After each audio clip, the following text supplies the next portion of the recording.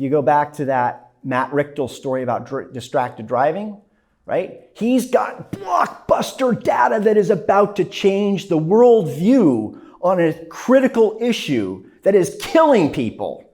So how does he start his story? It's all about one victim, one individual person who was hurt in an accident. All right? Now, for you as reporters, yes, observations, critical, yes. Data, documents, all of that you can get, right? You need all of these things to tell a story. But the way you're going to find a story, the way you're going to actually have an impact as a reporter is to have somebody tell you something. That's where it starts. Somebody's going to tell you something important. All right? So who is that person? Anybody. That is exactly who you're going to get your story from. Virtually anybody. Okay?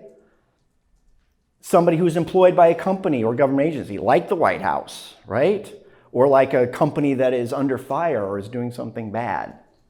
Right? Industry or academic experts, you can see those lists. Those are people, anybody, including the person sitting next to you maybe today, including myself. Right? I'm a source. I have information. Right? Anybody. And the idea of stressing anybody is to convey to you that as you're running around doing your reporting, you should have a totally expansive view of who it is out there who is going to help you get a story. Not too far from here, I worked for a while at a newspaper called the Brooklyn Eagle. Back then it was called the Brooklyn Daily Bulletin.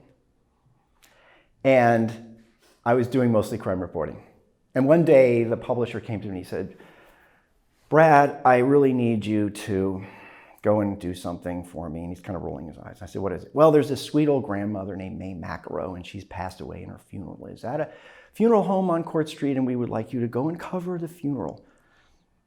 I said, okay. And he said, look, you got to understand, this woman was a beloved woman.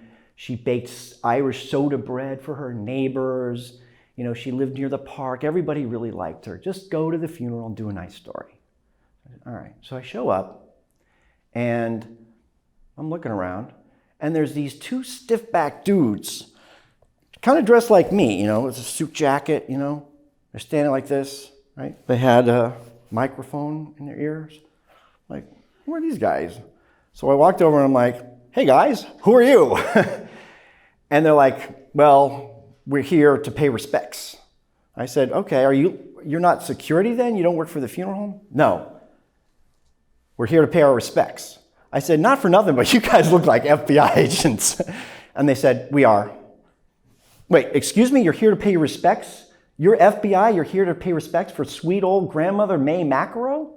Well, it turns out that May McEnroe was a killer coder during World War II. She sat in the basement of some Department of Defense building. Well, it wasn't called Department of Defense, but it was a war industries a building where she was, you know, listening to Nazis and decoding stuff.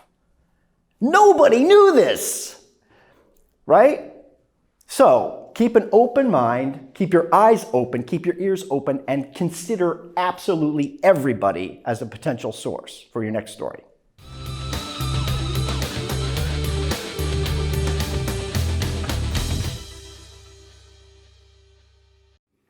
If you're a journalist and need free and premium resources for your work, please visit thehatchinstitute.org. If you're a journalist and are in need of news archives and a database for finding people, go to expertaccess.org.